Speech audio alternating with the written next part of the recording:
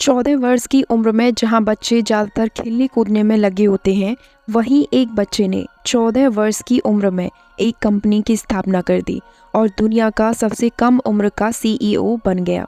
CEO किसी भी company का सबसे मुख्य और जिम्मेदार पद होता है।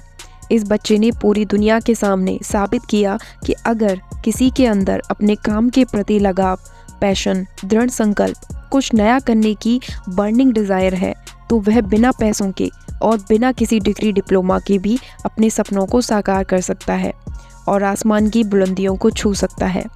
इस बच्चे का नाम है सुहास गोपीनाथ। ये मात्र 14 वर्ष की उम्र में कंपनी की सीईओ बनकर पूरी दुनिया के सबसे कम उम्र के सीईओ बने और आने वाली पीढ़ी के लिए एक मिसाल बने। सुहास का जन्म बेंगलोर के एक मध्यम वर्गीय परिवार में 4 नवंबर 1986 में हुआ था। इनके पिता इंडियन आर्मी में साइंटिस्ट थे तथा माता एक हाउसवाइफ थी। इनकी स्कूली शिक्षा बेंगलोर के एयरफोर्स स्कूल में हुई। बचपन में इनका लगाव पशु विज्ञान में था। पहली बार कंप्यूटर के बारे में उन्होंने अपने दोस्तों से सुना, तब उनके मन में भी कंप्यूटर के लिए चाहत हुई। लेकिन उस समय उनके घर पर कंप्यूटर नहीं था और ना ही वो कंप्यूटर अफोर्ड कर सकते थे। इसीलिए उन्होंने अपने घर के पास एक साइबर कैफ़े में जाना शुरू किया। उस समय उन्हें पॉकेट मनी के तौर पर हर महीने सिर्फ 15 रुपये मिलते थे, जिनसे रोज़ाना कैफ़े जाकर नेट सफरिंग नहीं की जा सकती थी। तब उन्होंने कैफ़े के बारे में एक चीज़ नोटिस की कि वह कैफ़े रोज़ाना दोपहर में 1 बजे से 4 बजे तक बंद रहता था। उन्होंने दुकानदार को एक प्रस्ताव दिया कि 1 बजे से 4 बजे तक वह उसका कैफ़े खोलेंगे और ग्राहकों का ध्यान रखेंगे तथा इसके बदले उन्हें फ्री में नेट सर्फिंग करने दें। कैफ़े ओनर की उन्होंने बात मान ली और कैफ़े में काम करने लगे। 12 वर्ष की उम्र में कैसे उनको एक शौक़ लगा कंप्यूटर का। जब उन्होंने कैफ़े वाली डील की तब उनकी उम्र लगभग 12 वर्ष थी। तब उनके पास कंप्यूटर भी था और इंटरनेट भी। कैफ़े में काम करते करते उनका झुकाव वेब डिज़ाइनिंग की ओर हुआ और उन्होंने वेब डिज़ाइनिंग सीखना शुरू किया। फिर उन्होंने वेबसाइट बनाना शुरू किया और फिर ये उनका पैशन बन गया।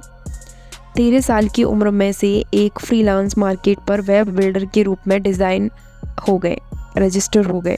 पहली वेबसाइट उन्हें फ्री में बनानी पड़ी क्योंकि उनके पास कोई रेफरेंस नहीं था। उसके बाद उन्हें दूसरी वेबसाइट बनाने के लिए $100 मिले, जो उनकी पहली कमाई थी। उसके बाद कई कंपनियां उन्हें अपना वेब डिज़ाइनर बनाने के लिए अप्रोच करने लगी। 14 वर्ष की उम्र में सुहास को यूएस की एक कंपनी ने पार्ट टाइम जॉब का ऑफ़र दिया, लेकिन उन्होंने वो ऑफ़र ठुकरा दिया क्योंकि वे अपनी कंपनी शुरू करना चाहते थे। इसके कुछ समय बाद सुहास ने अपनी कंपनी ग्लोबल्स इंक की शुरुआत की और इसे अमेरिका में रजिस्टर कराया क्योंकि भारत में 18 वर्ष से कम उम्र का कोई भी व्यक्ति कंपनी नहीं खोल सकता। यूएस में कंपनी रजिस्टर करने में मात्र 15 मिनट लगे और वो अपनी कंपनी के चेयरमैन और सीईओ बन गए। उनका एक अमेरिकन दोस्त बोर्ड मेंबर बन गया। पहली कंपनी का टर्नओवर 1 लाख रुपए था, जो दूसरे साल बढ़कर 5 लाख रुपए हो गया। लगभग 16 वर्ष की उम्र में उन्होंने महसूस किया कि आईटी कंपनी यूएस पर फोकस कर रही है। उसके बाद उन्होंने स्पेन तथा इटली में अपने ऑफिस खोले।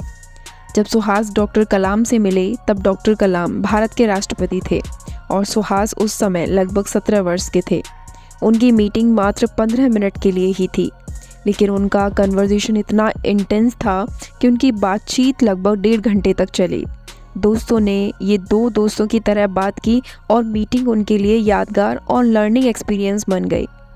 जिस दिन सुहास 18 वर्ष के हुए, उसी दिन उन्होंने अपनी कंपनी ग्लोबल्स इंक को भारत में रजिस्टर करा लिया तथा 4 लोगों को रिक्रूट करके अपना ऑफिस उसी कैफ़े के बगल में खोला जहां से उन्होंने अपने करियर की शुरुआत की थी। कुछ पाने के लिए कुछ खोना पड़ता है। अपनी कंपनी के काम में व्यस्त रहने के कारण वे अपनी पढ़ाई के लिए समय नहीं निकाल पाए, जिससे वे 10वीं की गणित की परीक्षा में फेल हो गए। इससे उनके पेरेंट्स काफ़ी हैरान हो गए क्योंकि सुहास इससे पहले किसी परीक्षा में फेल नहीं हुए थे। अब उनके पेरेंट्स ने उन्हें पढ़ाई पर ध्यान देने के लिए जोर दिया, तो सुहास ने उनकी बात मान ली और 4 महीने तक कंपनी का कोई भी काम नहीं किया। उन्होंने अपना ज़्यादातर समय पढ़ाई में लगाया और फर्स्ट डिवीज़न में पास हुए।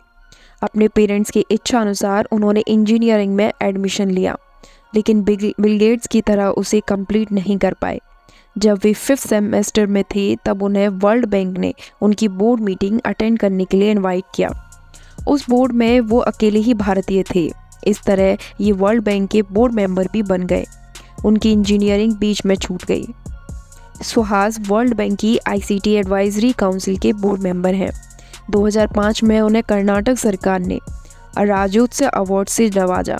2007 में उन्होंने European parliament international association for human values ने यंग अचीवर अवार्ड से सम्मानित किया गया। 2008 से 2009 में वर्ल्ड इकोनॉमिक फोरम ने यंग ग्लोबल लीडर्स के सम्मान से नवाजा।